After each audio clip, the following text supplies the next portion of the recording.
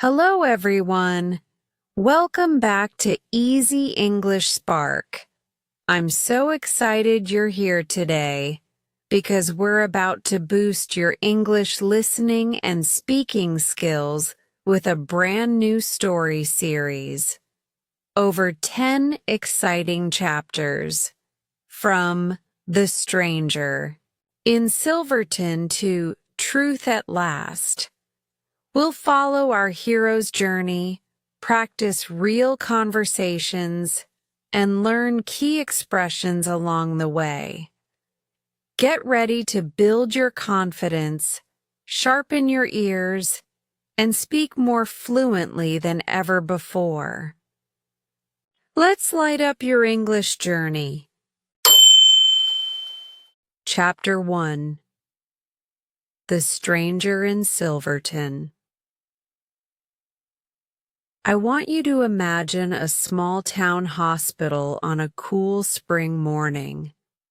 The walls are painted pale green, and sunlight filters through high windows, making dusty particles dance in the air. At the end of Ward B, Room 12, a single bed stands under a soft light. In that bed lies a man who does not know his own name. I am your guide. My name is Elena Harris, and I am the doctor in charge of this patient. I speak softly as I enter the room. The door swings open with a gentle creak, and I see him for the first time. A man in his early 30s, dressed in a clean slate blue shirt and faded chinos. His dark hair falls over his forehead, and his skin is pale, as if he has just woken up from a long sleep. I step forward, my stethoscope swinging against my white coat. "Can you hear me?" I ask.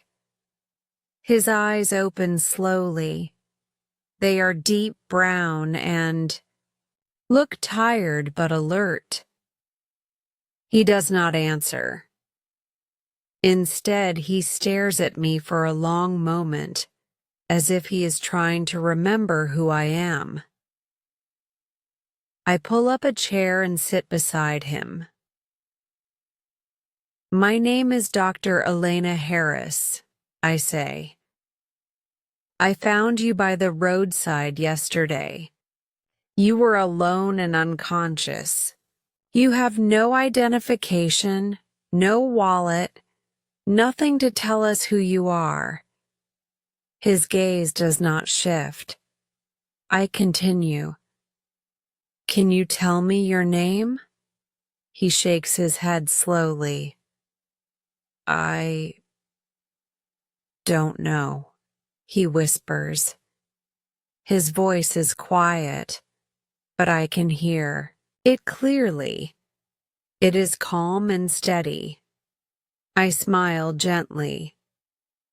"That's okay. We will figure it out together." I notice the small details.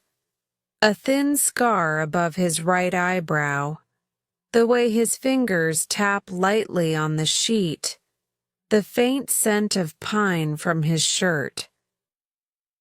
Over the next few minutes, I ask him simple questions. "Do you remember where you were before you came here?"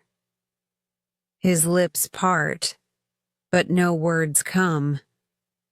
I try again.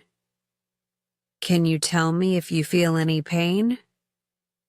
He nods, and I see a flicker of relief in his eyes. He points to his left shoulder. I press gently, and he winces. "You have a bruise here," I say. "Someone must have carried you to the ambulance." He closes his eyes for a moment, as if in thought. Then he opens them and looks at me directly.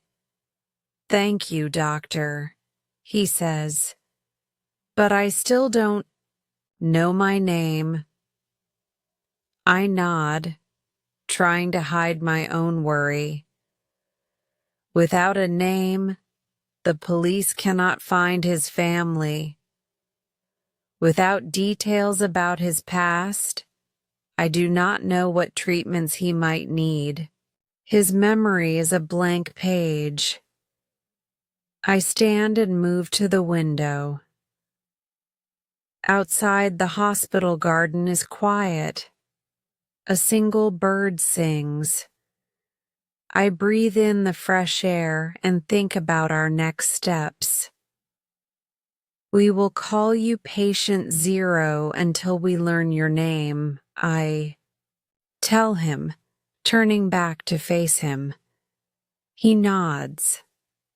Patient Zero, he repeats softly. The name does not frighten him.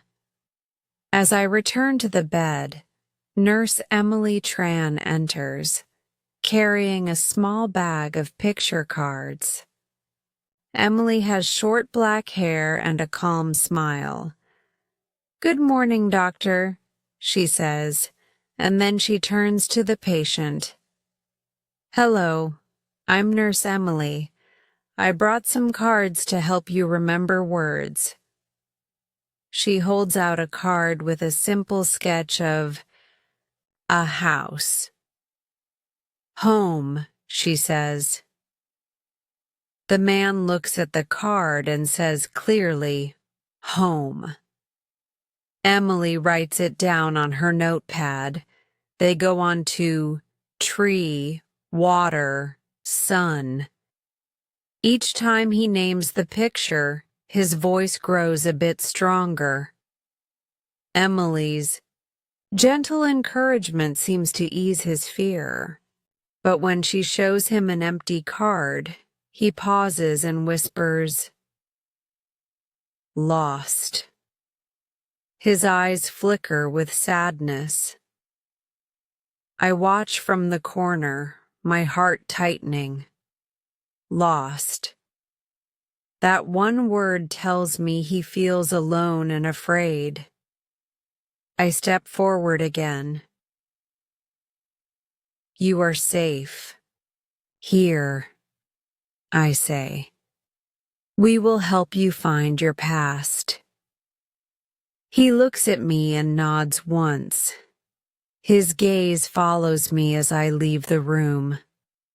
I close the door softly behind me, and I stand in the quiet corridor. The bright lights feel harsh after the soft green of his room, but I carry hope in my heart. This man may not know his name, but he has a face, a story, and a chance to remember. Tomorrow I will ask more questions. We will search hospital records, talk to the police, and show his photograph around Silverton. I feel determined. I must uncover the truth behind Patient Zero. Who is he? Where did he come from? And why did he end up on our doorstep, alone and nameless? Tonight, as I leave the hospital, I imagine his face again. I think of the gentle way he spoke and the moment when he whispered, "Lost." I promise him and myself that I will not give up. Chapter 1 is complete. The stranger in Silverton will not remain a mystery for long. Chapter 2: Nurse Emily's Quiz. I step into room 12 again the next morning, carrying my clipboard and a warm smile. The sunlight has shifted slightly. The pale green walls now glow with a softer light. At the bedside stands Nurse Emily Tran, arranging a neat stack of picture cards on the small table next to our patient. She looks up and nods to me.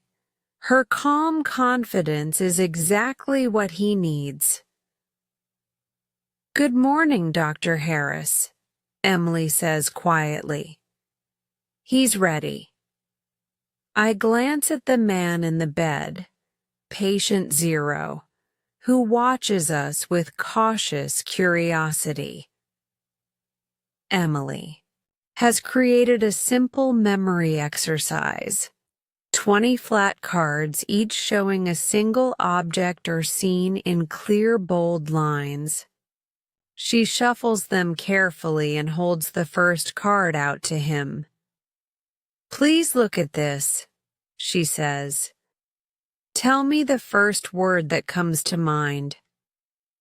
The card depicts a tall oak tree, its branches spread wide. He studies it.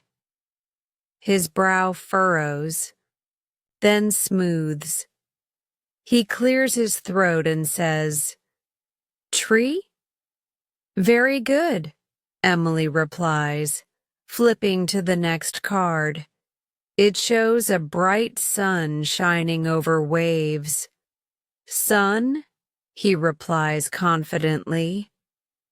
Emily writes the word in neat print. I watch him relax, a little with each correct answer. His voice gains strength. Card 3. A mountain peak with clouds drifting around its summit. "Mountain?" he says with no hesitation. Card 4. A small house with smoke curling from its chimney. "Home," he answers, his eyes reflecting a gentle glow. I feel a flicker of hope that some memories still live inside him. Emily pauses to glance at me. I nod, giving her permission to proceed. Over the next 10 cards, they move quickly through river, bird, flower, book, road, and window. With each correct response, his posture straightens. It is as if, through these familiar images, he rediscovers a language he once knew by heart. Then comes card 15, a blank gray rectangle. No outline, no hint of shape, just emptiness. Emily's voice is gentle. "What do you think of when you see this?" The man's eyes widen slightly. He stares longer than before, searching for a word. Finally, he whispers, "Lost." Emily lets the word hang in the air. She writes it down slowly. I sense the weight of that single word. He feels unmoored, adrift without identity. I offer Emily a glance of understanding. She takes a breath, then moves on to the remaining cards. A clock face, an empty chair, a broken mirror, and a shadowy doorway. His answers become shorter, more hesitant. Time. Sit. Broken. Dark. When the exercise ends, Emily collects the cards and sits on the edge of his bed. "You did wonderfully," she says kindly. "Thank you for helping."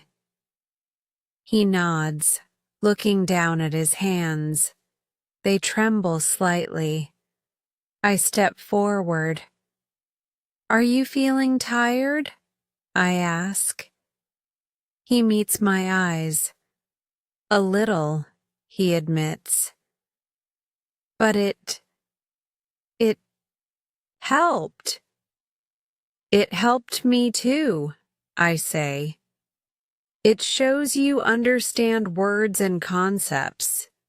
Your mind is working. I pause, choosing my words. But you also showed you feel lost. That's okay. Many people in your situation feel the same. He looks up at me, then at Emily. Why? Why can't I remember my own name? I place a reassuring hand on his shoulder. Memory is complex. Sometimes after an injury or shock, the brain hides certain memories to protect you. We're going to work together to find them. Emily reaches over and smooths the blanket at his chest. Tomorrow we'll try something new. A different set of cards, maybe some short sentences. We'll go step by step, at your pace. He tries to smile. I want to remember, he says softly. You will, Emily answers. We'll keep going until you do. After Emily leaves the room to prepare lunch, I sit down beside him. Tell me, I say, do you remember anything at all about your life before yesterday? Any fleeting image or name? He closes his eyes, concentrating. I see a window, he says. Not like this one. An old wood-framed window with a gentle breeze lifting curtains. And I hear laughter. Children laughing.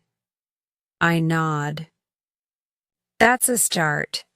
A place with children. A home, perhaps. I write the note on my clipboard. Window, breeze, children laughing. I tap the paper lightly. We'll use those clues. He opens his eyes and holds my gaze for a moment. Thank you, he says.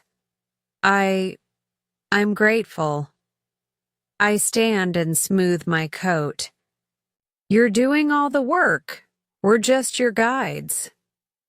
I press a button on the wall, summoning Emily back.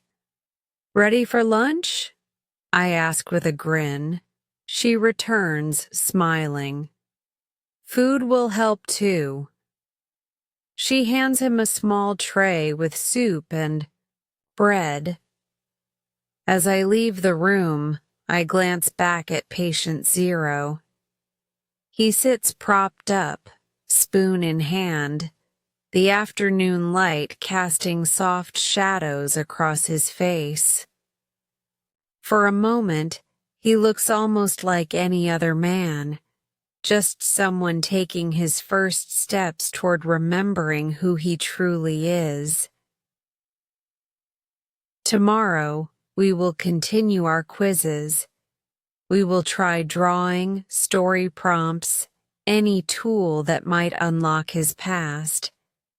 But today, Nurse Emily's quiz has reminded us both. Language and memory are deeply entwined, and even in the emptiest moments, a single word, like lost, can guide us toward hope. Chapter 2 is done. The journey has only just begun. Chapter 3. Detective Sara Mills arrives. That afternoon, as the late sun filtered through the hospital corridors, I returned to Ward B with a new sense of urgency. I had reviewed the morning's notes and listened to patient zero describe that.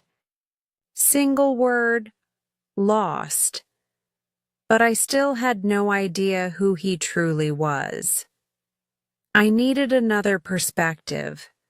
someone with access to police reports and local news. That's when Detective Sara Mills walked into room 12. Sara was tall and composed, with sharp, gray eyes that missed nothing. She wore a dark navy blazer over a crisp white shirt and carried a slim black folder. As she entered, her polished shoes clicked on the linoleum floor. I stood up and introduced her. "Detective Mills, this is our patient. He's been found unconscious with no ID.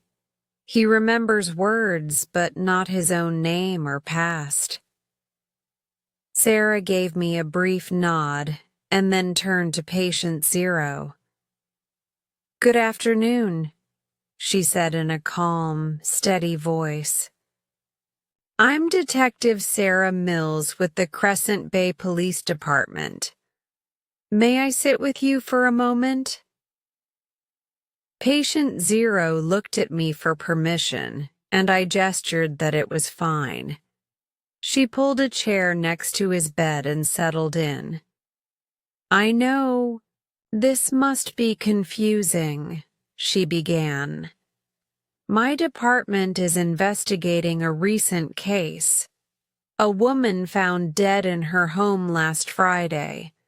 There was evidence she had dinner with someone that night. We have a sketch of that person, and I want to see if you recognize anything." Sara opened her folder and carefully slid out a clean police sketch mounted on a white backing. The image showed a man in his early 30s, with short dark hair, faint stubble, and an angular jaw.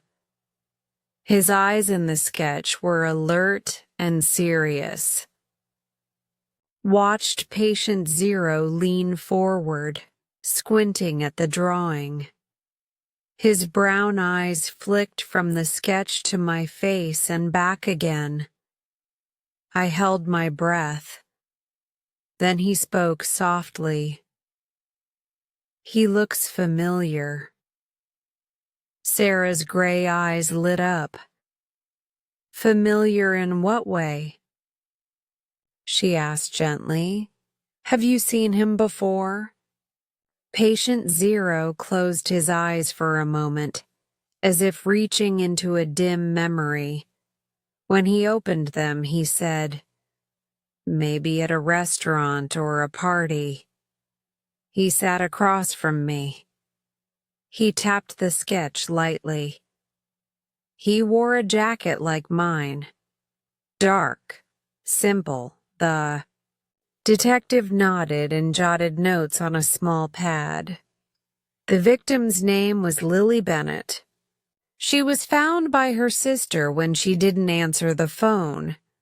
We think her dinner guest left around 9 p.m. and went somewhere else. We have very few clues. Just this sketch and 2 broken wine glasses on her kitchen table." Patient 0's gaze softened, but then he shook his head.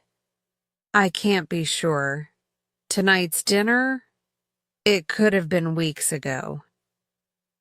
His hand trembled slightly as he touched the paper. Sara carefully folded the sketch and closed her folder. "I understand it's difficult, but every little detail helps. Do you remember what you ate or drank that night?" Her tone was patient, but I saw a flicker of hope in her eyes. He thought for a moment.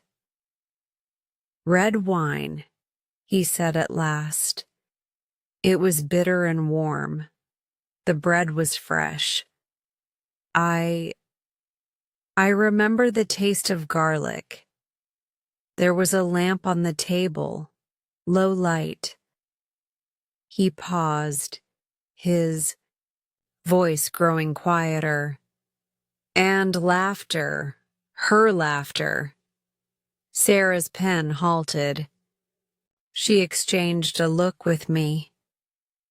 Her laughter, that's important, she said. Lily loved to laugh. She lived alone but invited friends for small dinners often. Did you talk about work or travel? Patient Zero's face grew distant. We talked about movies, a detective story, the same one I saw in Silverton Cinema last night. He frowned. I remember that. I must have left there and gone straight to her house.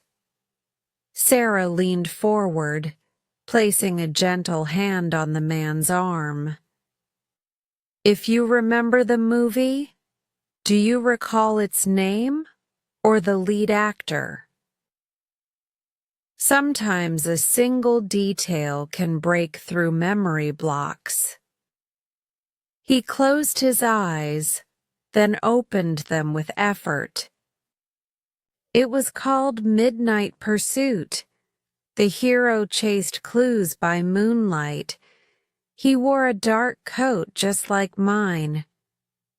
His voice trembled as he added, I felt connected to him. Sarah's pen raced across the page. Midnight Pursuit. She looked up. That film opened 3 weeks ago in Crescent Bay. We'll check the cinema's CCTV to see who attended those screenings. If you were there, we might find your identity in the ticket records. I felt a surge of relief. A concrete lead at last. Thank you, Detective, I said. That is very helpful.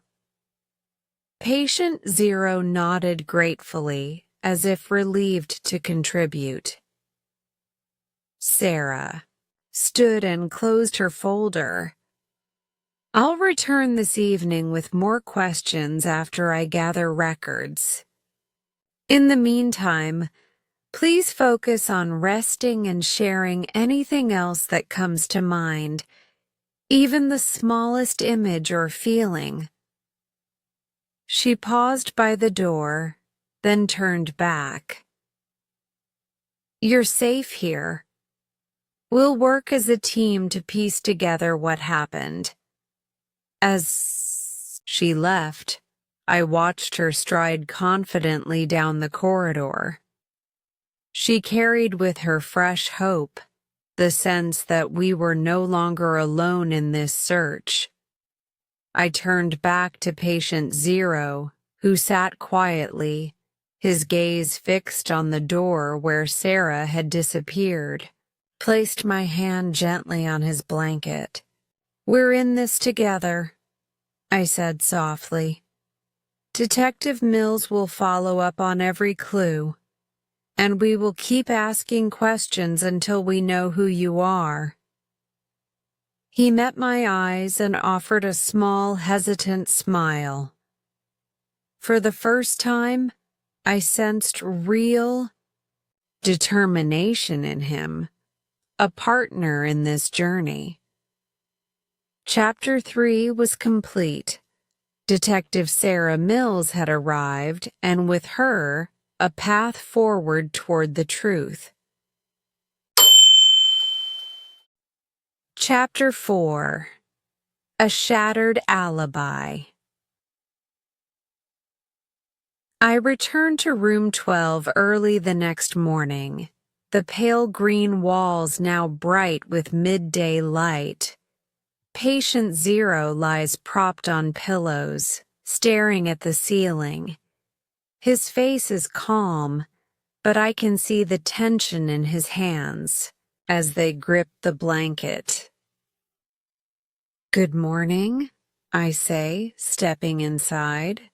He turns his head slowly and nods. Dr. Harris, Detective Mills called last night. I add, placing my clipboard on the bedside table. He sits up a bit. What did she say? She reviewed the cinema records. You weren't at the midnight screening of Midnight Pursuit 3 nights ago, as you thought. I watch as confusion clouds his eyes. Instead, security logs place you in Riverside Park at 11 p.m., exactly when Lily Bennett was found dead in her home. He closes his eyes, as if absorbing a blow. But I remember leaving the cinema and walking to her house, he says. I was there. I pull up a chair and sit directly across from him. The CCTV timestamps are very clear, I say softly. I watched the footage myself. Your jacket, your gait, everything matches exactly.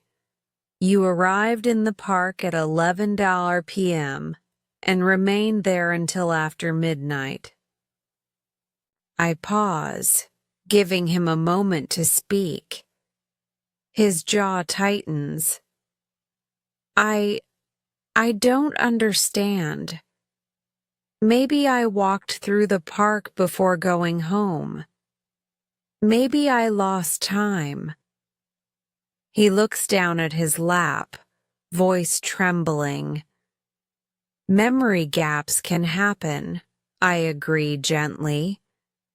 But this is more than just forgetting.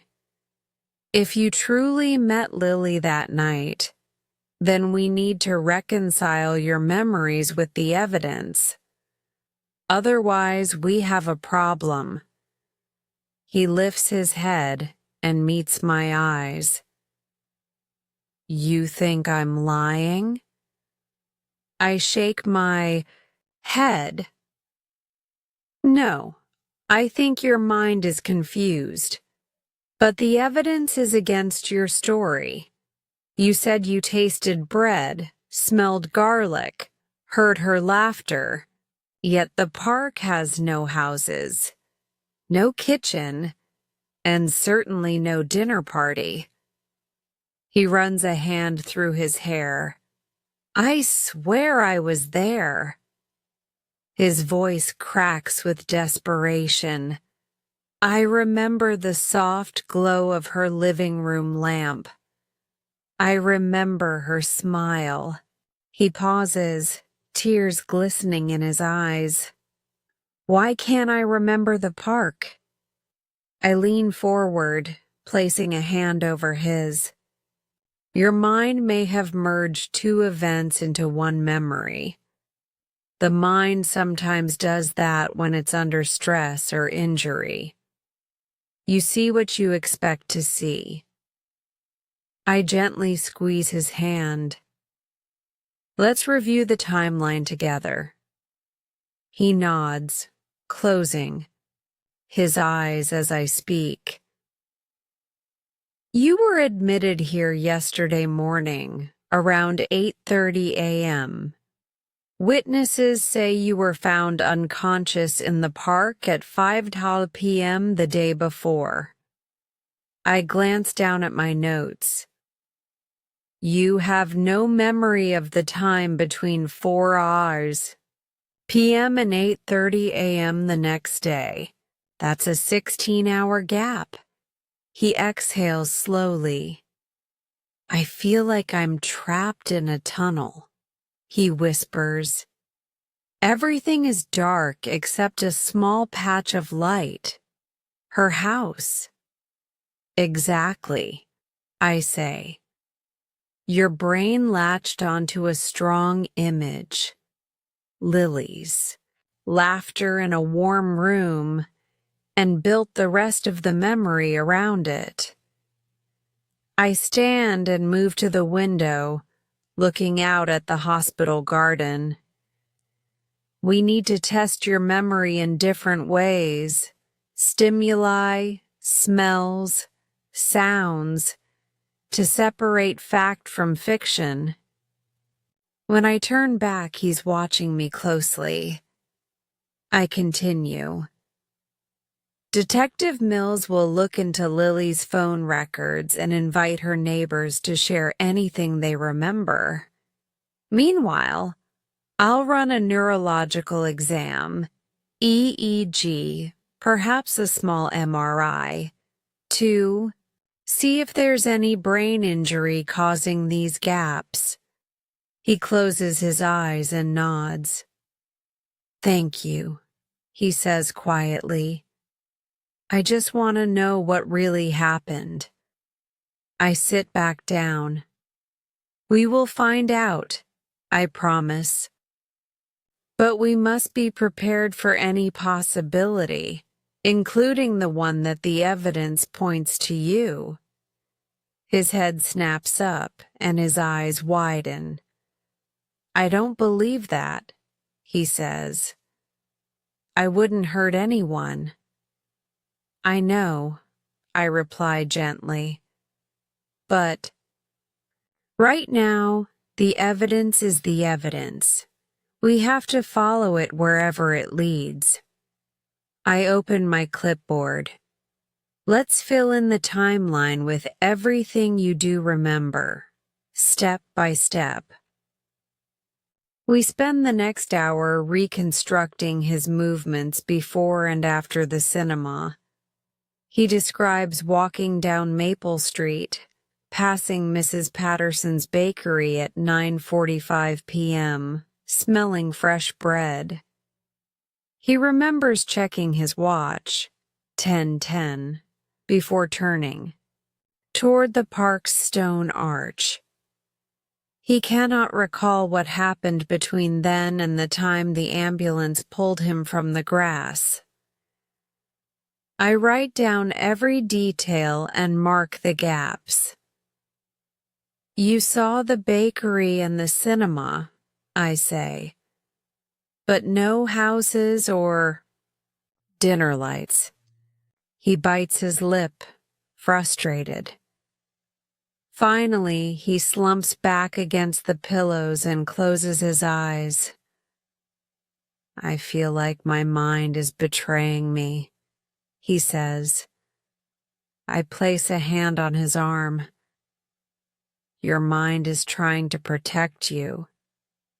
Maybe you witnessed something traumatic and blocked it out. Part of you created a comforting memory. Dinner with a welcoming stranger? I pause. We'll explore that possibility.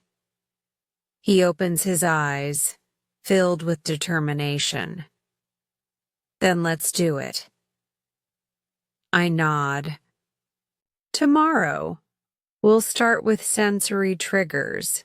The smell of garlic bread, the sound of laughter recordings, images of living rooms. We'll see which ones anchor in your genuine memory and which ones fade away. He gives me a small, tired smile. I'm ready. As I stand to leave, I pause at the door and glance back at him. Remember, I say, we're not here to judge. We're here to understand. He nods, eyes closed. The corridor is quiet as I step out. In my mind, I replay our conversation. His alibi is shattered, but so, perhaps, is part of his mind. Chapter 4 has forced us to confront the possibility that his memories are as fragile as glass. Now, armed with evidence and compassion, we will piece together the truth, bit by precious bit. Chapter 5. Alone in the Night. Late that evening, the hospital corridors were hushed. The soft hum of machinery blended with distant footsteps of the night shift. I left Ward B after my rounds. Confident patient 0 was safe beneath his crisp, white sheets. I did not know that. In the dim glow of the hallway lights, he was already slipping from his bed. He waited until the last nurse's station was empty, then eased himself out of the thin hospital gown. He folded it neatly and placed it on the pillow. Pulling the thin blanket around his waist, he stepped onto the cold linoleum, bare feet silent. A series of locked doors stood between him and freedom, but he had watched the staff's routine too closely to fumble the swipe card he'd snagged from a distracted orderly. The lock clicked, and he slipped into the quieter wing. The night air in the stairwell was cool against his skin. He descended 2 flights before realizing he did not remember the layout beyond the first floor. Pausing, he pressed his back against the wall, breathing shallowly, listening for any signs of pursuit. Nothing but the drone of the air vents. He crept toward the exit lobby. Outside, the fluorescent lights cast long shadows across the asphalt. He walked quickly around the building's perimeter, hands clenched at his sides. As he rounded a corner, his pulse throbbed at the sight of a small door marked "Staff Only, Nurse Quarters." He remembered Nurse Emily's warm smile, the gentle way she had guided him through the picture cards. He thought he might find answers there, or perhaps, at the very least, a familiar face. Inside the narrow corridor of the quarters, the smell of eucalyptus hand soap lingered. He paused outside the door labeled Emily Tran and pressed his ear to the wood. Through the thin barrier, he heard soft breathing. Her rhythm was steady, trusting. He lifted the latch and stepped into her room. The glow from a single lamp illuminated photographs of her family on a small desk. Fresh scrubs hung on a hook, and a half-drunk cup of tea steamed gently on the bedside table. He crossed the room and picked up the mug, inhaling the sweet scent of chamomile. His hands shook as he took a sip. The warmth crept through his chest. Set the cup down and surveyed the space. A simple cot, a neatly folded blanket, a stack of medical journals on memory disorders. He smiled faintly. Emily had always struck him as someone who studied the mind as a puzzle. Perhaps, before dawn, she could help him piece together the fragments of his past. He moved toward the desk and noticed a notebook propped open. On the top page, in careful handwriting, Emily had listed topics: language recall, sensory triggers, emotional anchors, each followed by bullet points from earlier sessions. Beneath them, in a different color ink, she'd written, "Patient shows signs of anxiety around blank images."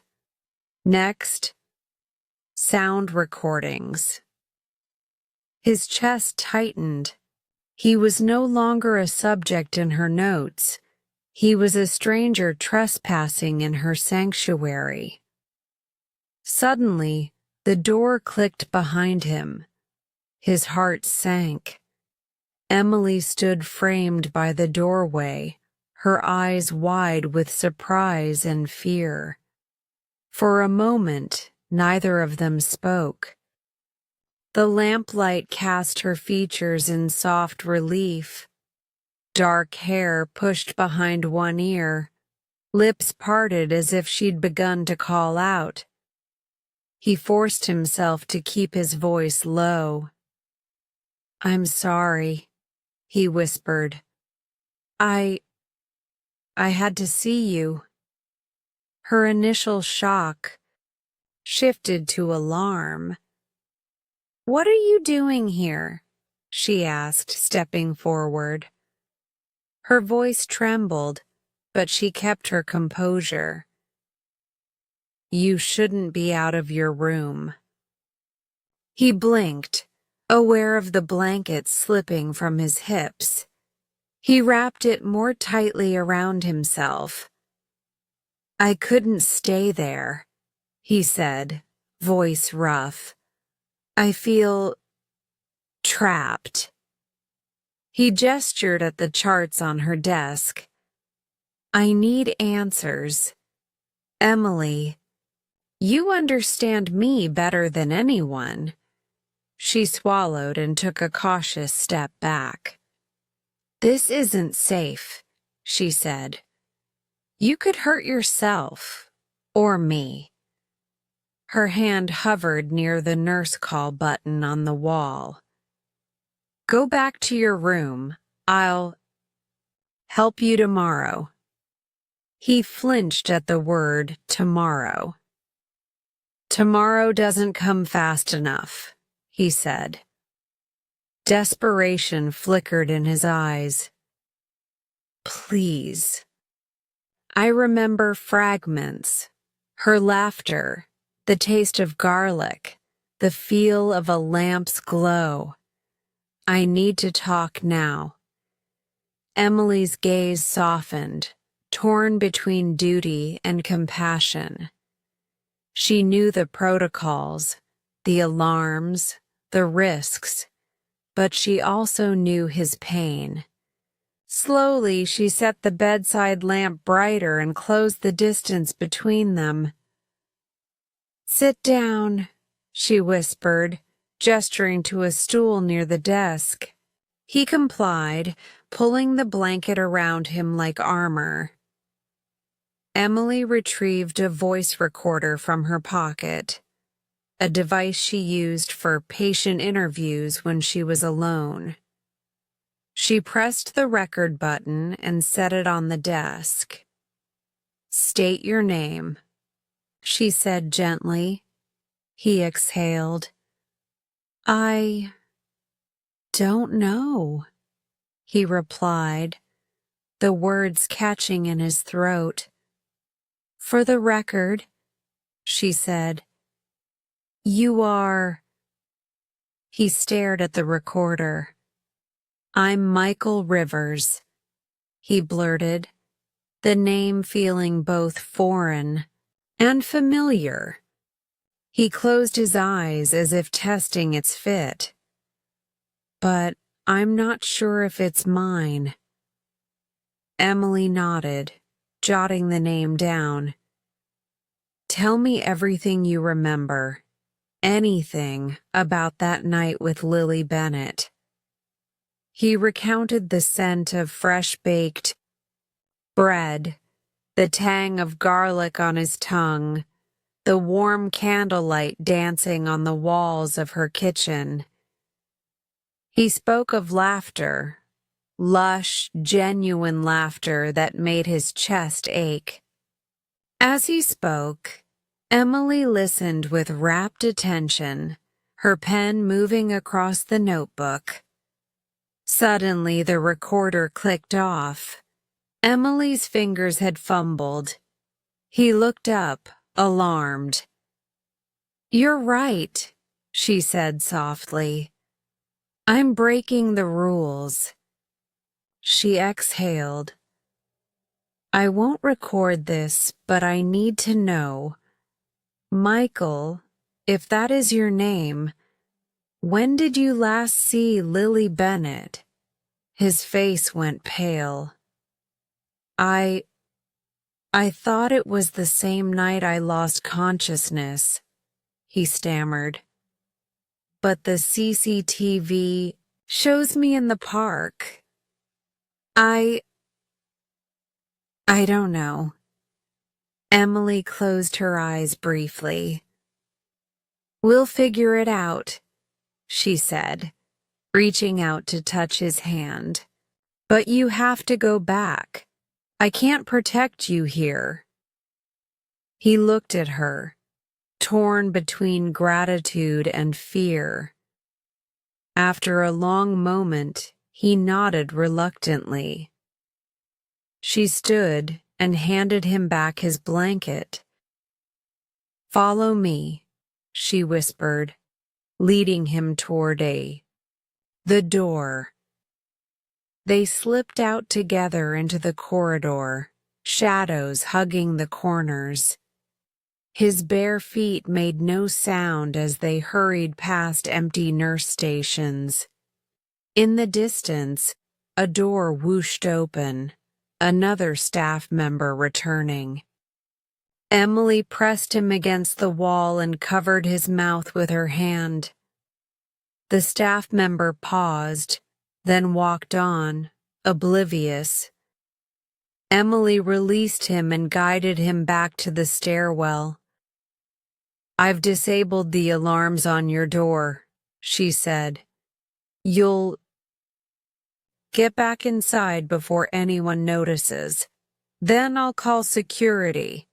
Say you wandered off but came back safely. He managed a small, grateful nod. Thank you, he whispered. She placed her hand on his shoulder. Take care, she said. He disappeared down the stairwell, clutching the blanket around him, leaving Emily alone in the hush of the night. She stood in the corridor for a long moment, heart pounding, knowing she had crossed a line for compassion, for hope, for a man lost in the darkness of his own mind. Outside, the wind stirred the leaves, and Michael Rivers vanished into the night, alone, but determined to reclaim the fragments of his past. Chapter 5 has closed on a dangerous midnight meeting, two souls drawn together by memory and mystery, setting the stage for the next turn in their journey. Chapter 6. The Holiday Interruption. I woke early the next morning in a small seaside hotel room. Soft sunlight streamed through the white curtains, painting the walls with warm gold. I stretched and smiled. After weeks of long hours at the hospital, I finally had a 2-day break, a chance to rest and think. I stood and looked out the window. Beyond the balcony railing, I could see the calm blue water of Crescent Bay. Fishing boats bobbed gently on the waves, and a few early joggers ran along the shoreline. I dressed quickly in casual clothes, a light cotton shirt and comfortable jeans, and padded down the narrow hallway toward the hotel restaurant. The smell of fresh coffee and warm pastries led me inside. The room was quiet, except for the low murmur of 2 other guests. I chose a small table by the glass doors, ordered a cappuccino and a croissant, and sat down with my notebook. I wanted to jot down some ideas for patient 0, now Michael Rivers, and plan the next steps when I returned from holiday. As I wrote, the television in the corner switched on by itself. A friendly voice filled the room. "Good morning," and "Welcome to Coastal News This Week. I'm Susan Peters, and joining me is Detective Sara Mills." Susan Peters was the producer of the popular crime show, CrimeScope Live. Detective Mills stood beside her, wearing a dark blazer and a calm expression.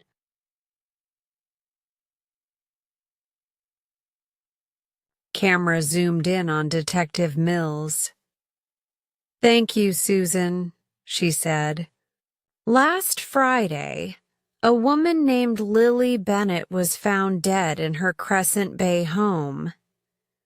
We believe her dinner guest that night was Michael Rivers. The man pictured here was known to the local hospital under the name Patient Zero. We want anyone who recognizes him to call the police immediately." Susan turned to the screen behind her, which displayed a grainy photograph of Michael Rivers. I looked closer. It was the same slate blue shirt, the same dark hair. There was no doubt. My heart thumped. I left my notebook on the table and stood up so quickly that my chair scraped against the tile floor. The other guests glanced at me in surprise. I hurried out of the restaurant and down the corridor to the front desk. The clerk looked up, blinking. "Can I help you?" she asked. "Please excuse me," I said. "But I need to find Detective Mills right away. She's on television now. I'm Dr. Elena Harris from the Silverton Hospital. The man you showed is my patient. I need to reach her." The clerk's eyes widened. "Let me see," she said, tapping at her computer. "Yes, Detective Mills is here in town for an interview at the studio nearby. I can give you the address." She printed a note and handed it to me. "Coastal TV Studios, 45 Harbor Road." "Thank you," I said, my voice shaking slightly. I glanced at my watch, 8:15 a.m. If I caught traffic early, I could be there in 20 minutes. I took the elevator down to the lobby and dashed outside. A cool sea breeze brushed my face as I hurried toward my rental car. The boardwalk was already busy with early shoppers and cyclists. I navigated the narrow streets of Crescent Bay, my mind racing. How had Michael left the hospital? How had he reached Crescent Bay so quickly? So many questions piled up as I turned onto Harbor Road and found the studio entrance. I parked in a small lot marked Guests Only and rushed inside. The lobby was modern, with bright walls and polished floors. A receptionist looked up as I approached. "Detective Mills is in Studio B," she said, pointing down a hallway. "But the show is live in 5 minutes." I thanked her and hurried into the corridor. Doors lined both sides, each numbered. At the end, a sign read, "Studio." It CrimeScope Live. I took a deep breath and pushed through the soundproof door. The studio lights were blinding. Cameras rolled, and Susan Peters was speaking into a microphone. I slipped quietly behind one of the camera operators. When Susan finished a segment, she looked around. Her eyes widened when she saw me. "Dr. Harris? Here?" she whispered through her headset. I nodded. "I need to speak with Detective Mills," I said. Susan signaled one of the producers, who nodded and spoke into a headset. Suddenly, the cameras stopped and the red on-air light switched off. Detective Mills turned from the desk. "Elena?" she asked in surprise. She wrapped up the interview with a quick, "Thank you, Susan," then hurried over. I led her to a quiet corner. "Detective, Michael Rivers was found at our hospital as patient 0. He escaped last night. I believe he's the man in your footage. I can confirm his identity and help you locate him." Sarah's expression was serious. "Thank you for coming. Your confirmation is crucial. We'll need your testimony and the hospital records. But first, we must find him before he hurts anyone else, or himself." She pulled out her phone and made a call. I watched as she spoke quietly, giving instructions to her team. Within minutes, she turned to me. "They're setting up a perimeter at the hotel and the hospital. I'll come with you to the station to file the official report, and then we'll work together on this case." I nodded, relief washing over me. "Let's go," I said. As we left the studio, the bright morning sun felt warm on my skin. My holiday had been interrupted, but it no longer mattered. Michael Rivers, my patient, the stranger in Silverton, needed us. And together with Detective Mills, I was determined to bring him back to safety and the truth. Chapter 6 has shown how a holiday can be cut short by duty, how a chance sighting on television can set new events in motion, and how two professionals, doctor and detective, must join forces to solve a mystery before it's too late. Chapter 7: The Knife in the Kitchen. That evening, Nurse Emily Tran finished her shift just after 9 p.m. She'd stayed late organizing the supply closet and charting patient 0's progress. Outside the hospital's front doors, the air was cool and still, scented faintly with night-blooming jasmine from the courtyard.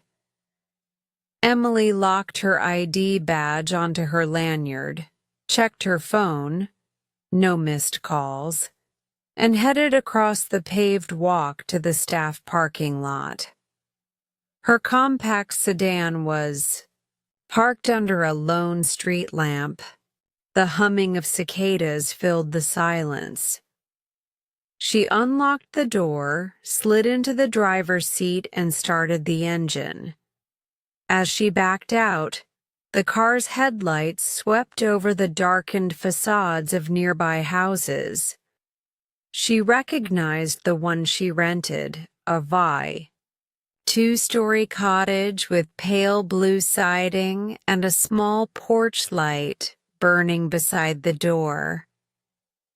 Inside, the house was warm and quiet. Emily dropped her bag by the coat rack, shrugged off her light jacket, and clicked on a lamp in the hallway.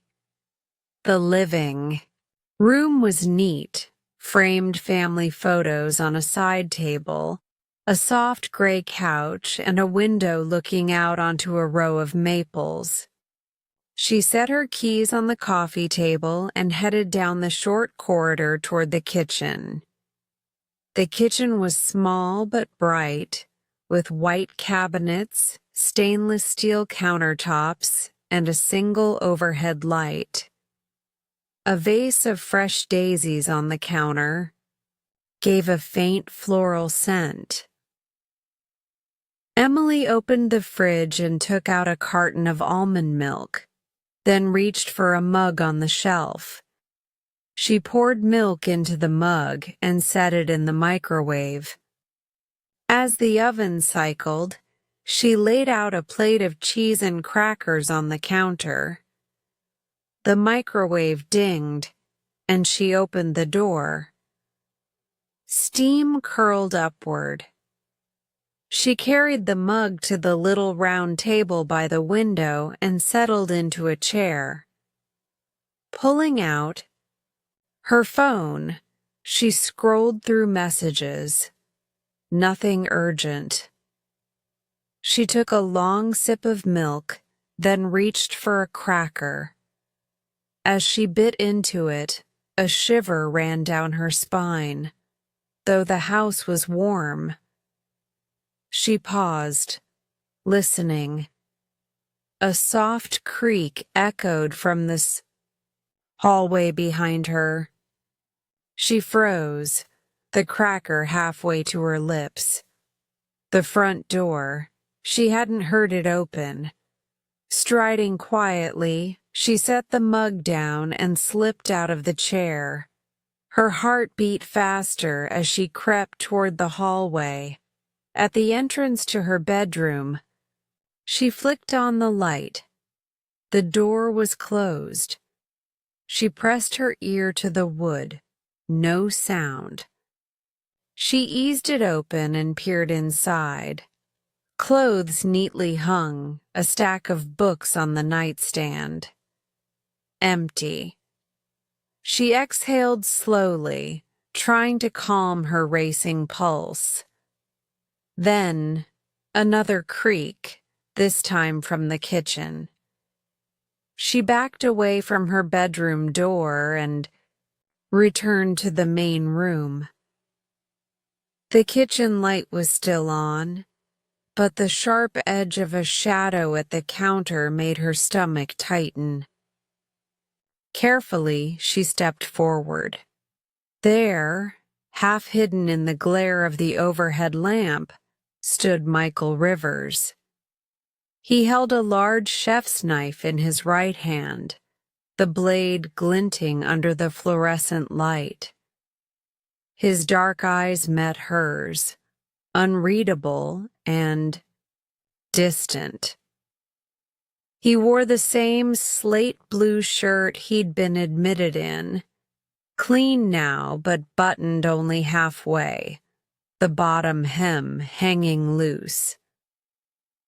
Emily's breath caught.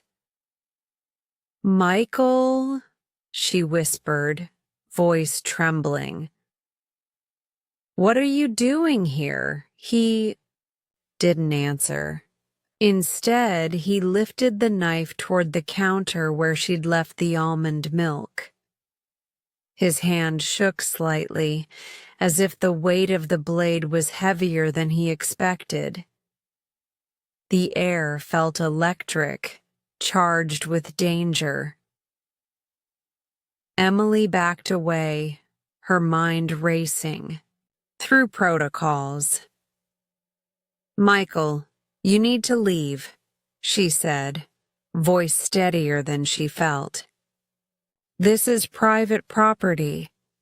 He raised an eyebrow, gaze flicking to her ID badge on the counter. "You helped me," he said softly. "You understand me better than anyone, but you didn't help enough." Emily swallowed hard. "I tried. I I wanted to help you remember safely. She edged toward a lower cabinet where she'd stashed a canister of compressed air for cleaning keyboards. Bright yellow, heavy in her hand.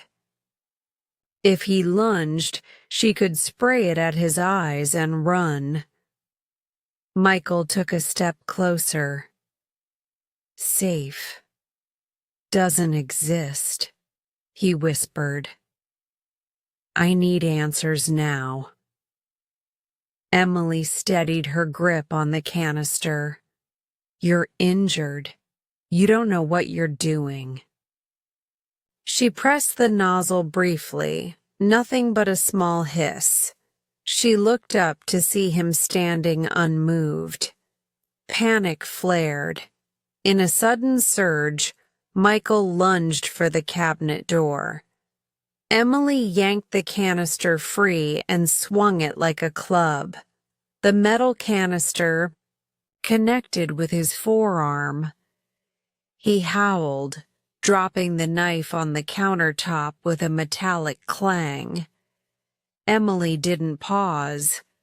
She scooped up the knife, twisting so the blade pointed away, then shoved it toward him. You don't want that, she said, voice firm. You're better than this.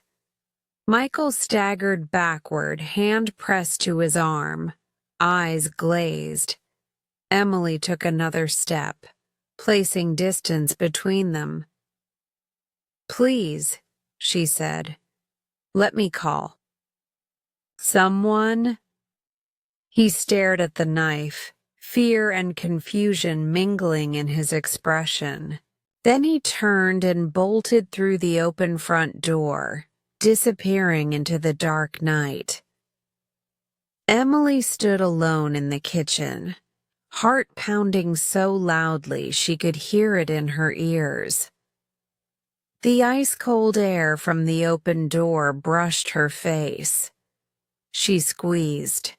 The canister, hitting the call button for the hospital's security desk. This is Nurse Tran.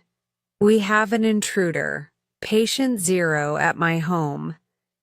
Please send help immediately. Dropping the canister, she hurried to lock the door and lean against it, trembling. Sirens wailed in the distance, growing louder. Through the window, she saw flashing red and blue lights sweeping across the driveway. In the next moments, uniformed officers surrounded the house, weapons drawn. Emily stepped outside, hands raised, clutching her ID badge.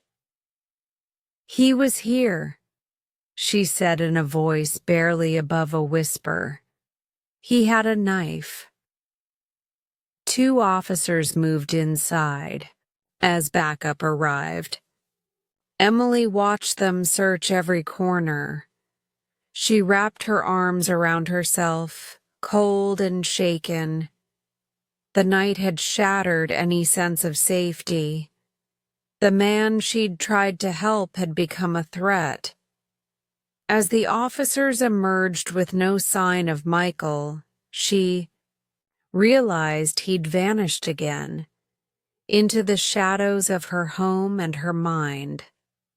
Chapter 7 ends on that knife's edge between compassion and danger, leaving us all wondering, how far will Michael go in his desperate search for answers?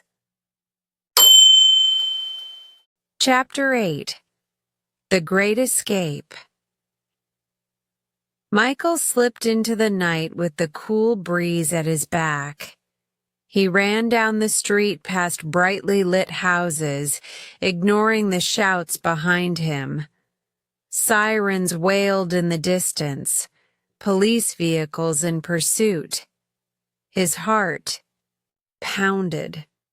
Every door he passed was closed, every window dark. He knew the neighborhood well, But this was no homecoming. He was a hunted man.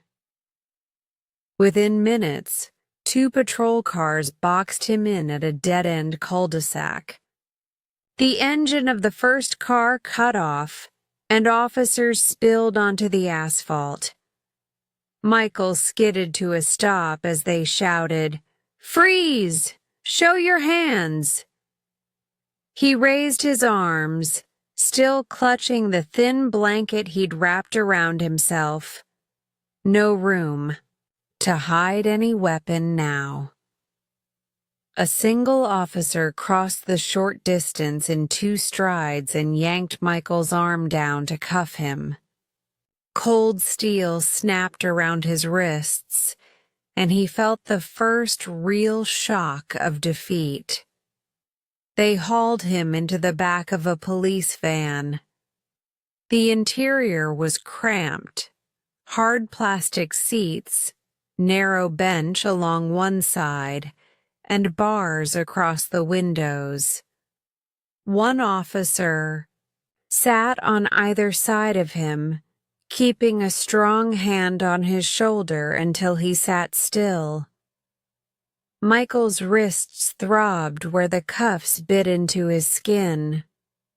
He lowered his head, staring at the gray floor as the van's engine roared back to life. The van rolled away, weaving through Crescent Bay's quiet streets. Michael could hear the radio crackle at the front. "Suspect secure, en route to station."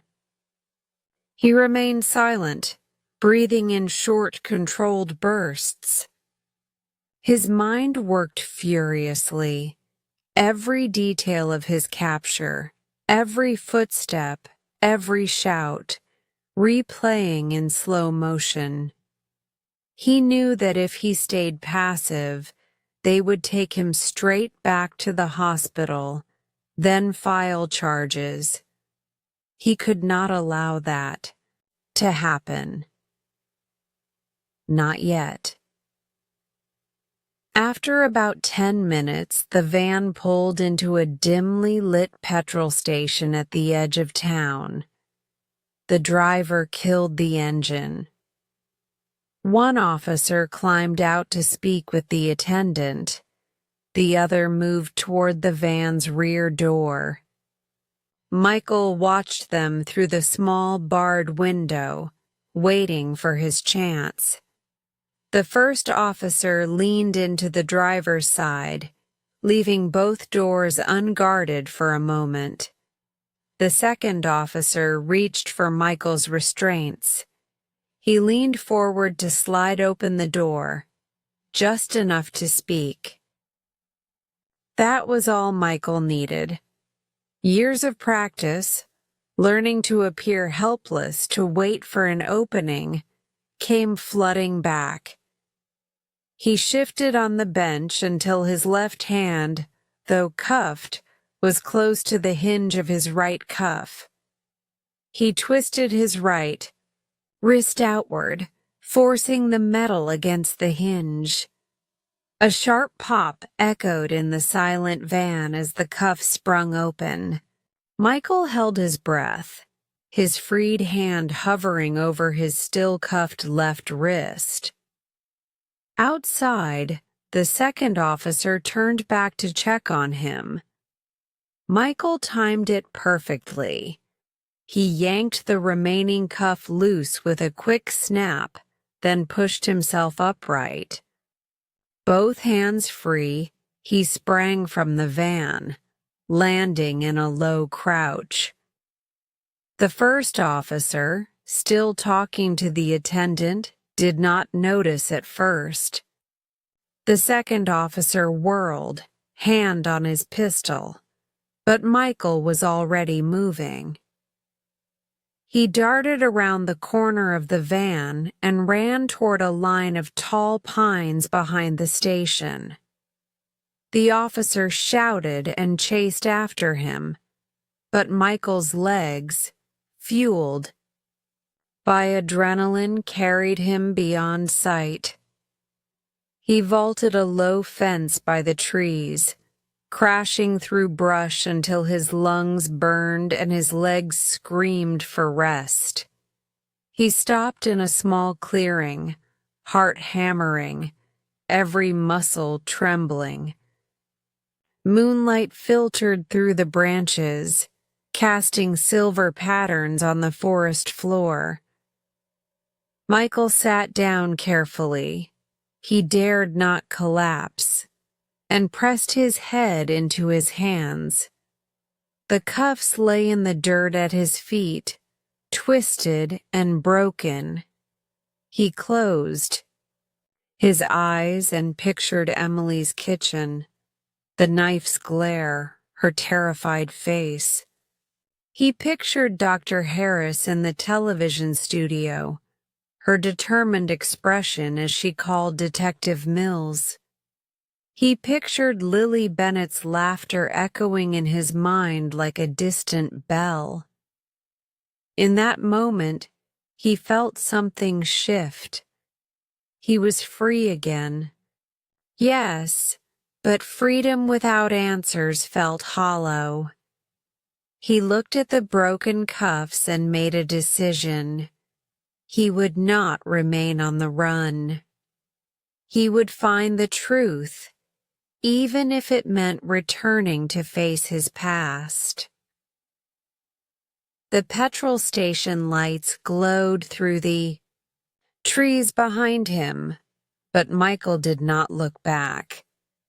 He stood and brushed the leaves from his shirt. Night sounds filled his ears, a distant car engine, the whisper of wind, a lone owl's call. In the darkness, he felt both exposed and alive. He set off down the service road, leaving the petrol station and his broken restraints far behind. Each step carried him farther from pursuit, but closer to an uncertain future. Michael Rivers was no longer patient zero, no longer John Doe, no longer the stranger. He was a man on a mission to reclaim his identity, to discover how he came to Crescent Bay, and to unravel the mystery of Lily Bennett's last night alive. As the trees swallowed him in shadow, his resolve hardened. The great escape had cost him more than danger. It had illuminated his purpose. He would not stop until he found the answers he so desperately needed. Chapter 8 has shown us his flight, his cunning, and his unbreakable desire to know who he truly is. The journey continues beyond these woods, into the heart of his lost memories. Chapter 9. Becoming Ryan Moore. Morning light filtered through the broken boards of the abandoned shed. Michael Rivers stirred on the cold, rough floor, his back stiff and sore. The damp earth beneath him clung to his clothes, and the first rays of sunrise painted the trees in soft gold. He sat up carefully, rubbing his wrists where the handcuffs had cut into his skin. The cuffs had been left behind, discarded in the dirt like broken promises. He stood, testing each muscle. His flight through Crescent Bay had left him hungry, thirsty, and exhausted, but he felt a fierce clarity he hadn't known in weeks. He could no longer pretend to be someone else. Patient Zero, the nameless man in a hospital gown. It was time to become truly new. Michael slipped from the shed and scanned the surrounding farm fields. In the distance, smoke curled lazily from a stone chimney. He headed in that direction, moving quietly along a narrow footpath between rows of corn. After half an hour, he reached a weathered farmhouse, its paint peeling and windows shuttered. A clothesline strung between two posts held a few simple garments: a worn flannel shirt, a pair of sturdy jeans, and a faded baseball cap. He approached slowly, breathing lightly so as not to startle whoever lived there. After a moment, the back door creaked open and an elderly farmer appeared. She wore a faded apron and held a wooden bucket. Michael stepped forward with open hands. "I'm sorry to intrude," he said, voice quiet. "I'm lost and need some clothes and water. I'll disappear and leave you in peace." The woman's sharp eyes measured him, then softened.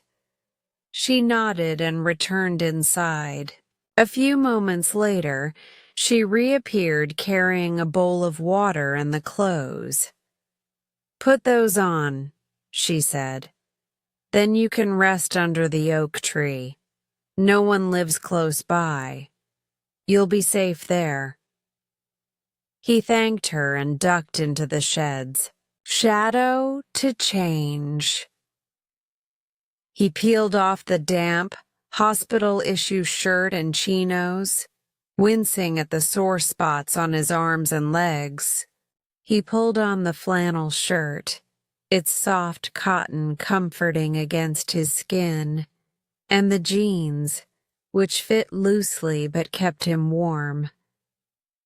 He topped everything with the baseball cap, tipping it low over his eyes.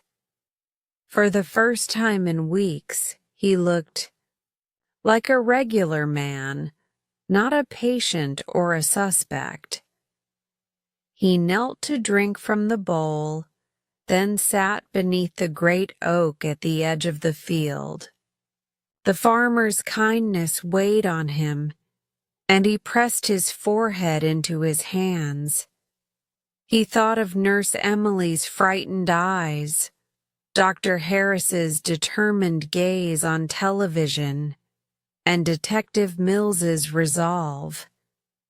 They had all reached out to help him.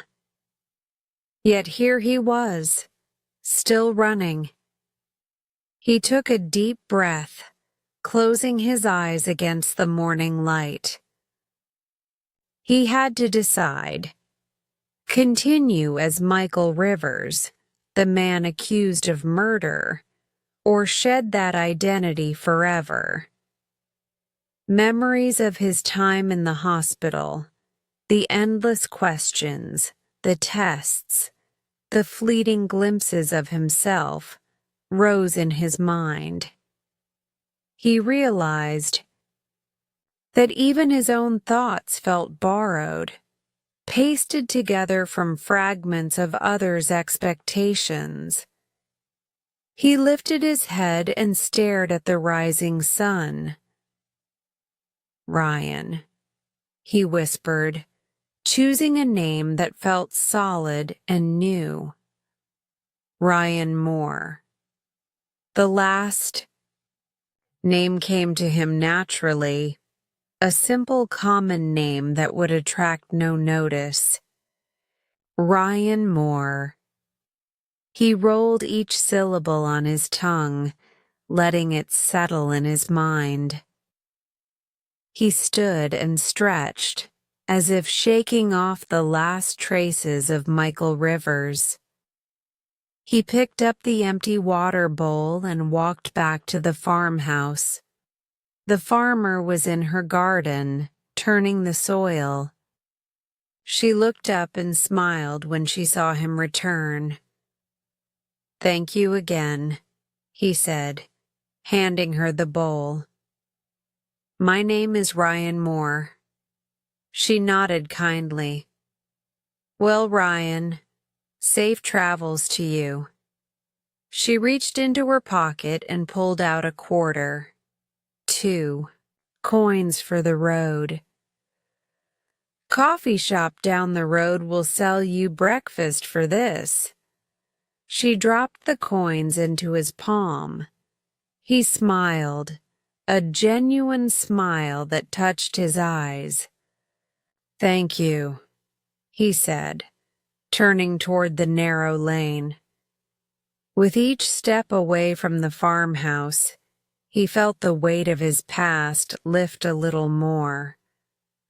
The coins jingled in his pocket, a small treasure representing new beginnings. The lane wound through rolling fields until he reached a 2-lane county road. No cars passed in his direction. He followed the road until he saw a small diner, its neon sign flickering. Millstone Cafe. Inside, a single waitress stood behind the counter polishing a glass. As he pushed open the door, the bell above chimed a soft welcome. The diner smelled of frying bacon and fresh coffee, a comforting, familiar aroma. Ryan approached the counter, and the waitress looked up. "What can I get for you?" she asked, pen poised over a notepad. Ryan reached into his pocket and laid the farmer's coins on the counter. "Just coffee and eggs," he said, using the new name on his lips without hesitation. "Thank you." She gave him a curious look but nodded. "Coming right up, Ryan." She bustled away, leaving him to settle on a stool at the counter. He looked into the mirror behind the coffee machine. The face staring back at him was calm, resolute, free. The baseball cap shadowed his forehead, and the flannel shirt hung comfortably on his shoulders. He was no longer the man who woke in a hospital bed with no name. He was Ryan Moore, new identity, new life, new purpose. He sipped his coffee, savoring its warmth. Outside the window, a delivery truck rumbled past, and a farmer led a herd of goats down the road. The world moved on, unaware of the fugitives and mysteries that had unfolded here. Ryan Moore finished his eggs, paid the waitress with the coins, and slipped out into the sunshine. With each step down the sidewalk, he felt a bit more grounded. He would need to be cautious. Newspapers and televisions might still carry his old face. But for now, he would move forward as Ryan Moore. He would find honest work, lay low, and perhaps in time, build a life worth keeping. But beneath the calm resolve, one question remained. When would he face the truth of Lily Bennett's death? He tucked his hands into his pockets and walked on, determined that the new name would carry him toward fresh starts, and when he was ready, back to the answers he sought. Chapter 9 is complete. A man reborn as Ryan Moore, stepping into the world with cautious hope and an unbreakable will to discover who he truly is. Chapter 10. Truth at Last. 2 weeks passed in the quiet town of Oakfield before the first crack in Ryan Moore's new life appeared. It was mid-morning on a Tuesday when the diner's bell rang, and in walked the same woman who had sat in Michael Rivers's place during his dinner with Lily Bennett, Detective Sara Mills. She had come on holiday to visit a friend in Oakfield, but the moment she stepped into Millstone Cafe, her eyes locked onto the man at the counter. Ryan looked up at the sound of her voice. "Excuse me?" Sara said, sliding into the empty seat beside him. "May I talk to you for a moment?" Ryan froze, coffee mug in hand. He forced a friendly smile. "Sure. Can I help you?" he asked, keeping his tone light. She tapped the countertop. "Your name isn't really Ryan Moore, is it?" His heart thumped, but he maintained composure. "That's the name I'm using," he said evenly. She leaned forward. 3 weeks ago, a woman named Lily Bennett was murdered in Crescent Bay. You were her last known dinner guest. Your face has been on television, in newspapers, and hospital records list you as Michael Rivers. I think it's time we ended this charade." Ryan swallowed. Every muscle in his body tightened. He slid his chair back. "I think you're mistaken." Calm authority filled her voice. "I showed your photograph to Lily's neighbors and co-workers. They all recognized you. When you left Crescent Bay, you were classified as a high-risk suspect. You've been on the run ever since." She paused. "I'm not here to harm you physically, only to bring you in so you can tell your story under oath." He looked around. The diner. No other customers in sight. The waitress had slipped away, washing dishes. Ryan's mind raced. He knew there was nowhere left to hide. Sara continued quietly. "Dr. Elena Harris confirmed your identity this morning. She's waiting at the Oakfield police station, ready to hear everything you remember, no matter how fragmented. This is your chance to tell us the truth, to explain what happened to Lily Bennett." Ryan's voice trembled. I don't remember clearly. Only fragments. Her laughter, the taste of garlic bread, the soft lamplight.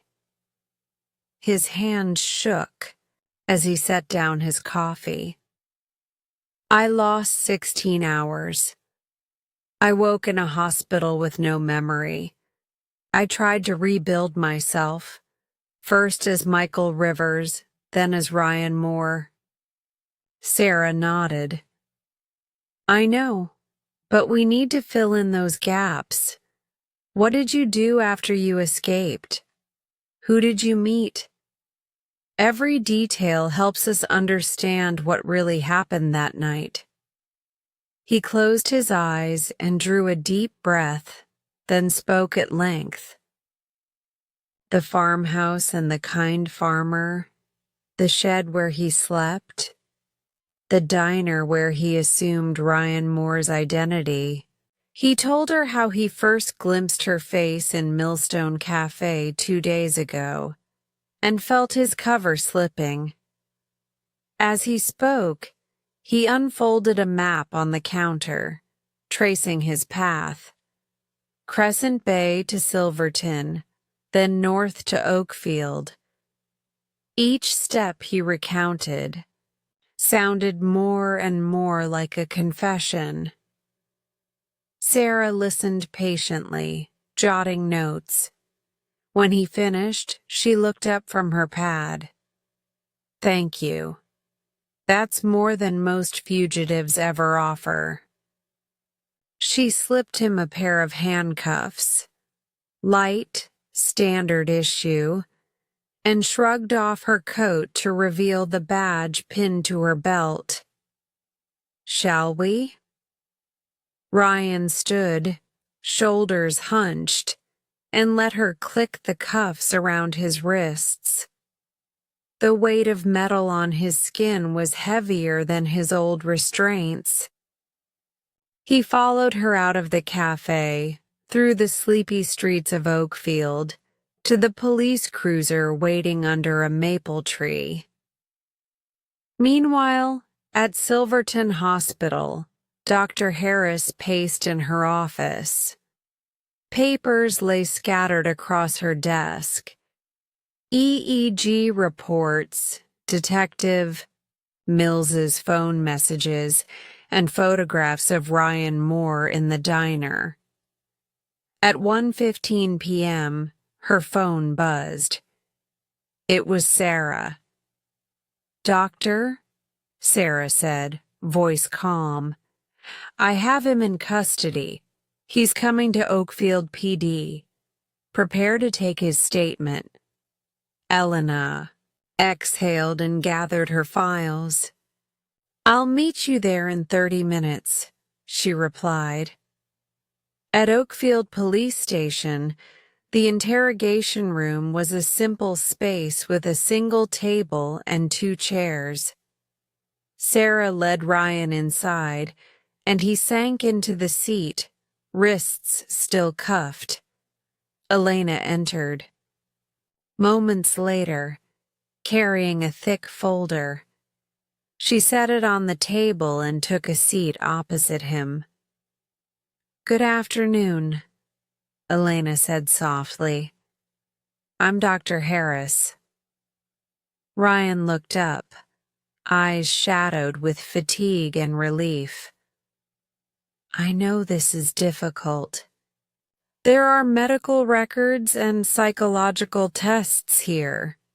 Everything we know about your condition. But right now, we want to hear directly from you. We need your own words." Ryan cleared his throat. "I remember waking up in Riverside Park. I was found unconscious by a passerby. I had a head injury and no ID. After that, I tried to remember who I was. I thought I'd meet someone familiar, Lily Bennett, the woman in the film I saw. But the CCTV showed I never made it to her house. Instead, I blacked out." Sara leaned forward. "Then what happened that night? Where did you go?" He paused, tears forming. "I don't know. I think I ran because I was scared of what I might have done.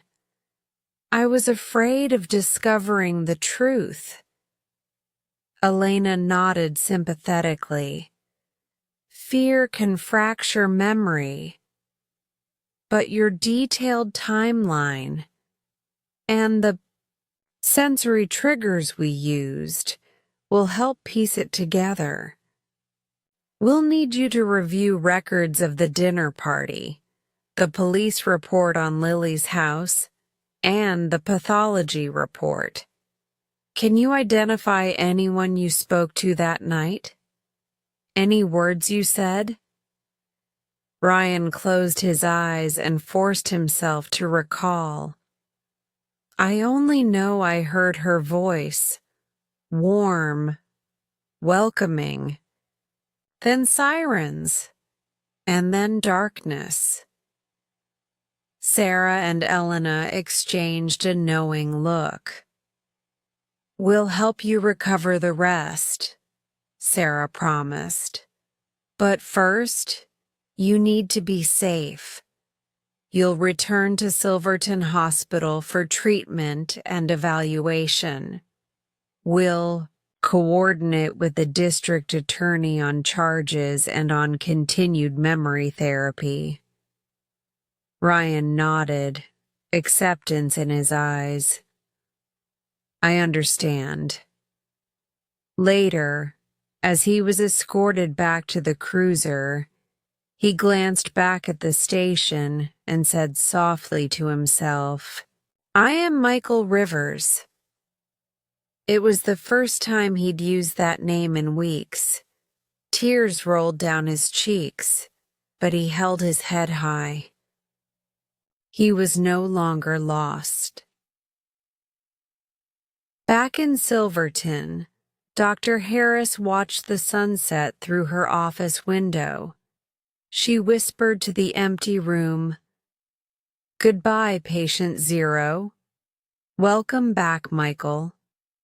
She gathered her notes and prepared for the work ahead, helping a man reclaim his life from the shadows of his own memory.